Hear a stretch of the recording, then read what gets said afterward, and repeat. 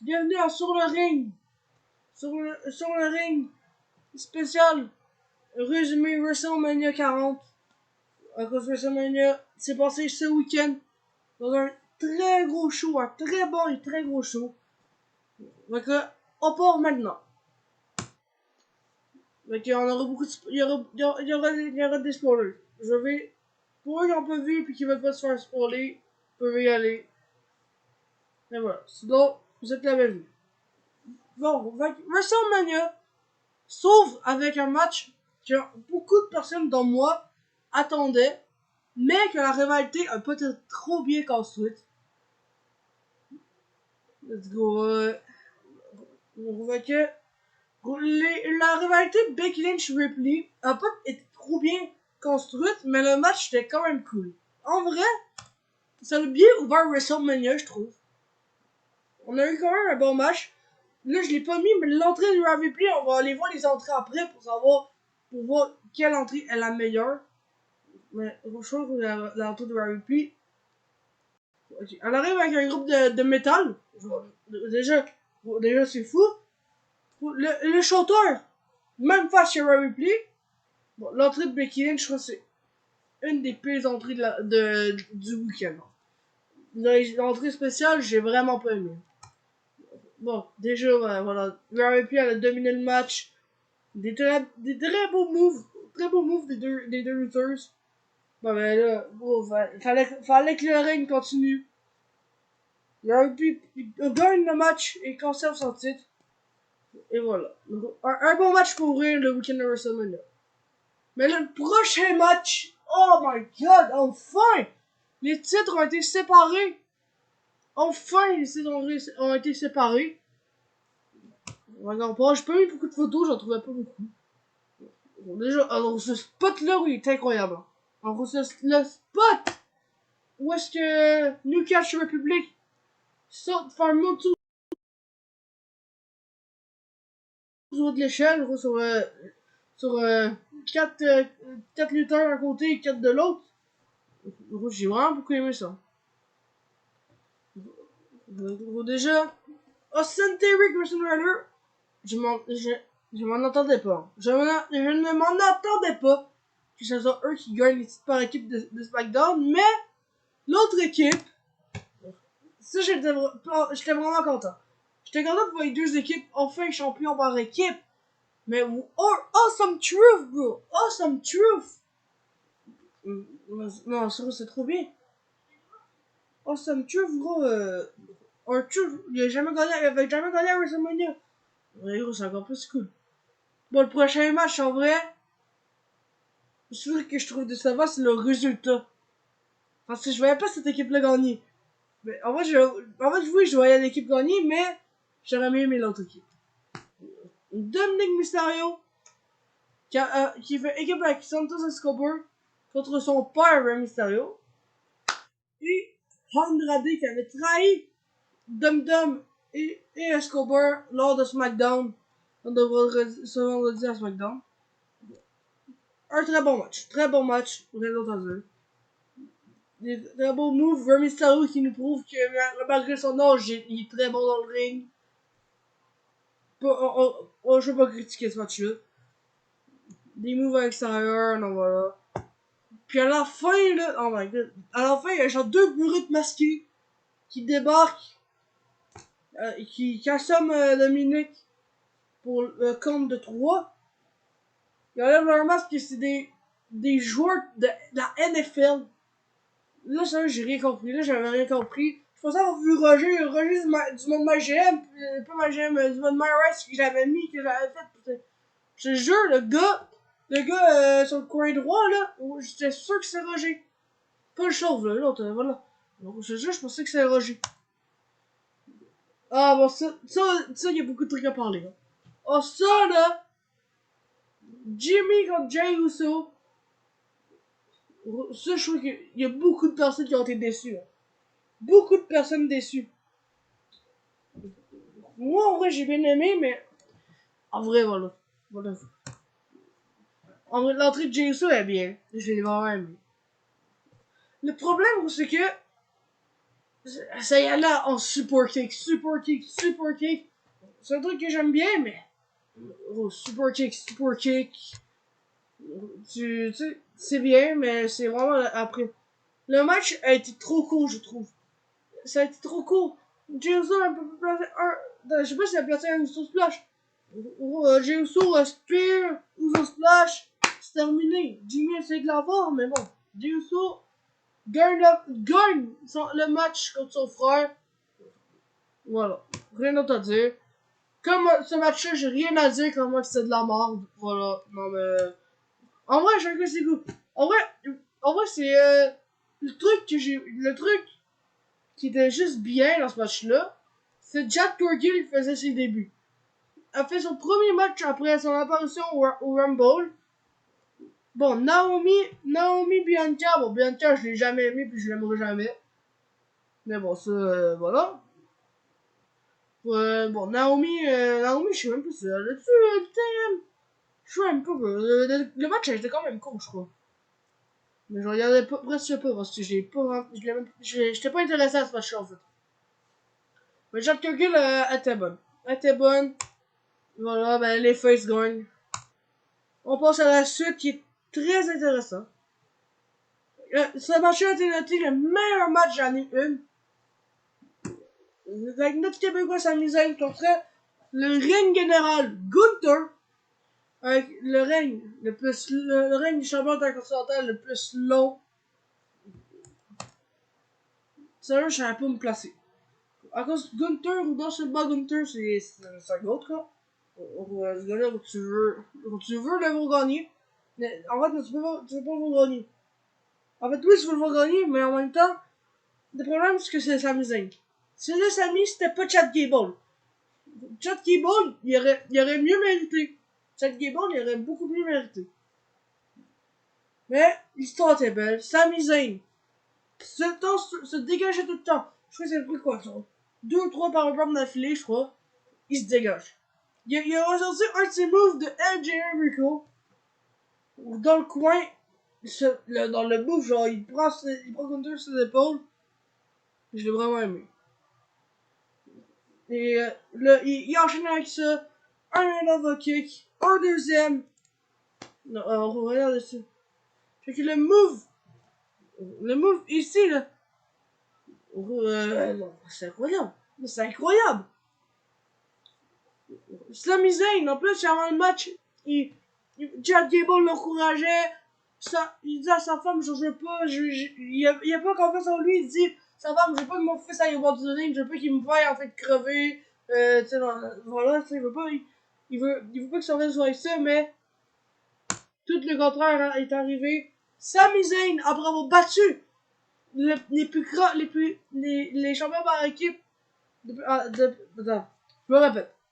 Après avoir battu les plus grands champions par équipe de l'histoire l'année passée à WrestleMania 39, bat le plus grand champion intercontinental de l'histoire à WrestleMania 40. C'est beau. C'est beau. L'histoire était belle, mais bon, là, le prochain match est encore meilleur. Selon moi, les deux main events ont été les meilleurs matchs. Hein. Surtout le main event dans nuit 2 qu'on va reparler un peu long. On va régler Seth Rollins, Cody Rhodes, qui font équipe contre la Bloodline. Roman Reigns est chef tribal champion depuis 1600. Non, pas 1600. Oh. 1316, je crois, joue. Là, je crois que celui-là, c'est 1315. Bref. Roman est champion. Roman est encore champion. Il va rentrer Cody Rhodes. Fait le double main event entre les deux. On a le fan dans le boss. The Rock. Ce match-là, il était intense. Il était intense. Le match, genre juste The Rock qui dit, genre à l'arbitre, genre c'est pas de décompte extérieur, je suis ton boss, je peux te renvoyer à n'importe quel moment, fait fais pas de décompte, c'est ça le disqualification de match. Ça de renvoyer. Les menaces, on aime ça, Bon, ça va mis une autre image, mais non. Roman et The Rock ont battu Rollins et Cody Rhodes. Et l'équipe, si la Bloodline gagnait, on avait un Bloodline Rules match pour le main event de la nuit 2. Fait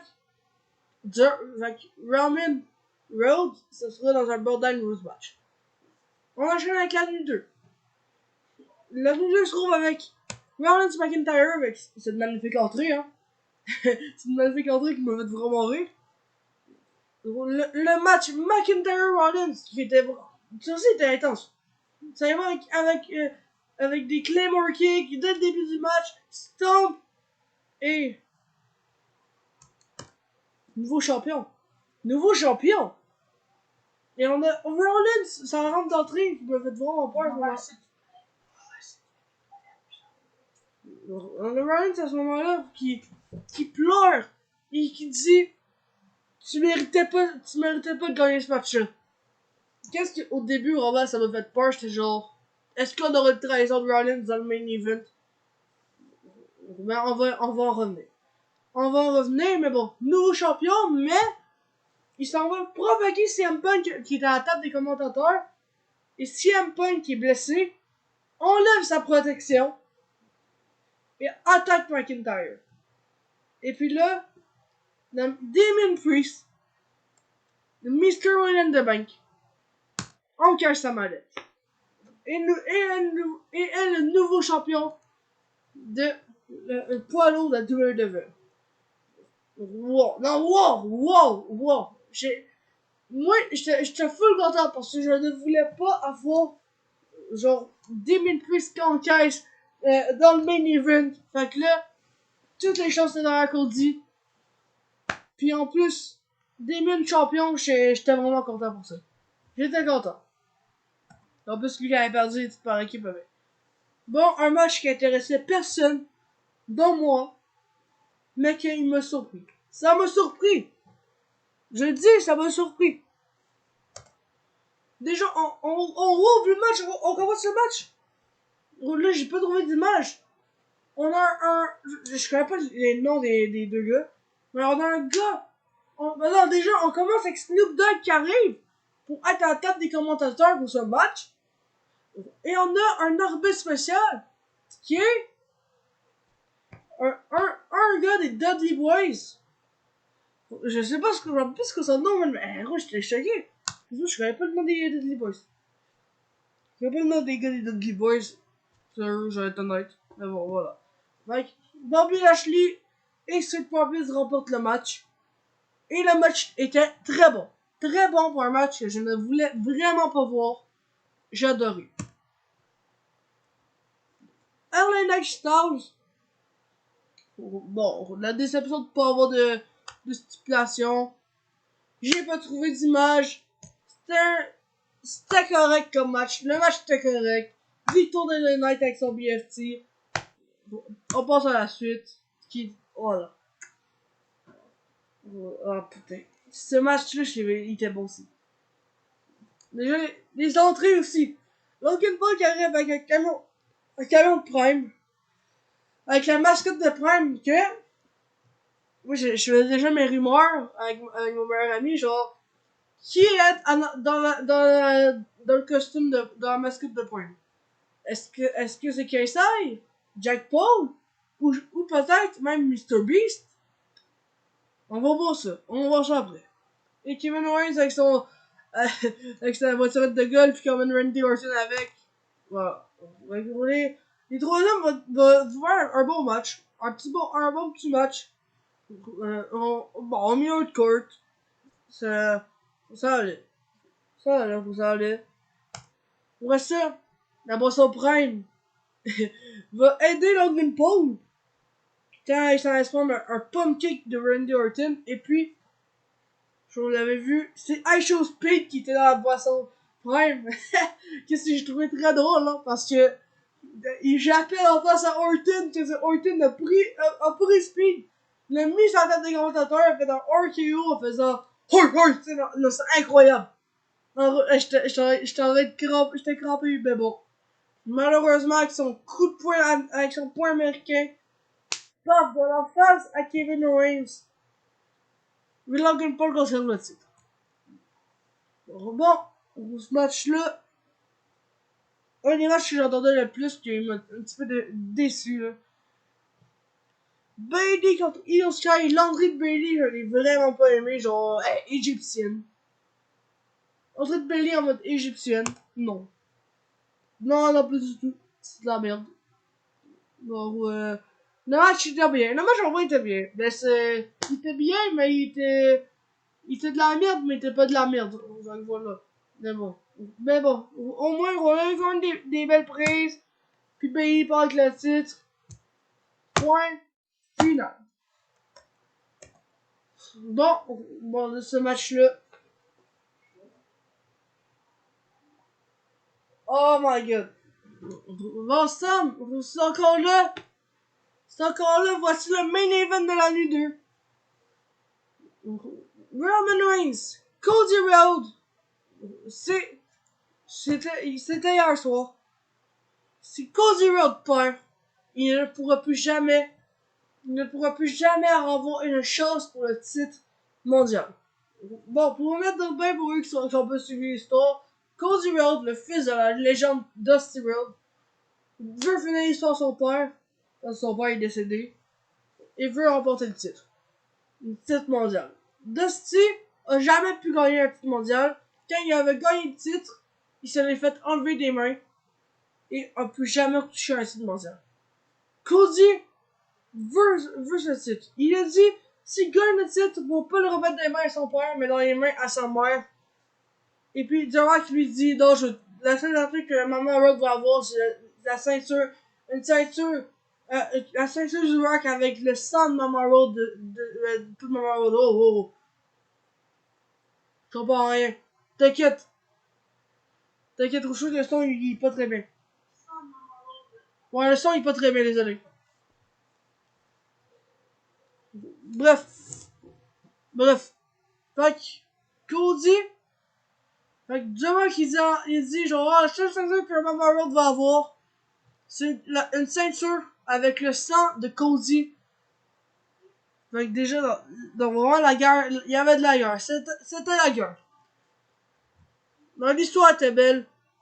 Cody enchaîne les coups, Crossroad, Cody Cutter. L'entrée de Cody Rhodes était vraiment nice. La belle entrée de Cody. La dernière entrée de Roman en tant que champion. Crossroad une fois, Crossroad deux fois. Le Samoan Spike. John Cena débarque. Face à face avec le Rock. Attitude Adjustment. Sur la table des commentateurs. Sur Squad. Attitude Adjustment. Sur Roman Reigns au milieu du ring. Et The Rock. Flag Battle. Sur John Cena. Le Samoan Spike plus Spear que Cody Rhodes. Il se dégage pas d'habitude. Mais là, c'était tout le contraire. Cody se dégage. Avec la pop de la foule. Et puis là, je crois que là, c'est la prochaine image. The Rock, il va pour donner un coup de ceinture sur Cody. Et paf! Undertaker fait son retour. Undertaker fait son retour. Prend The Rock par le cou. Le chokeslam au milieu du ring. Et s'en va. Puis le voilà. Cody réussit enfin les 3 crossroads. Les 3 putains de crossroads qu'il n'était pas capable de faire. Puisque l'histoire se répétait, il a réussi 1, 2, 3. Cody Rhodes finish the story et devient champion disputé. Randy Orton, LA Knight, Sami Zayn, Seth Rollins, Kevin Owens, tout le monde est sur le ring. Tout le monde est sur le ring. Mama Road, tout le monde, la famille à Cody, tout le monde est sur le ring à part Dustin Goldust, hein, qui était pas là malheureusement à cause de son contrat avec la AEW tristement. Mais bon, l'histoire est belle, gros. L'histoire est belle. Cody finish the story en WrestleMania 40. Voilà. Fait que, YouTube, on va dire bye. Ciao YouTube, pour sur le ring, pour le recap de WrestleMania 40. On va passer sur des petits quiz du côté de Twitch. Fait que ciao YouTube.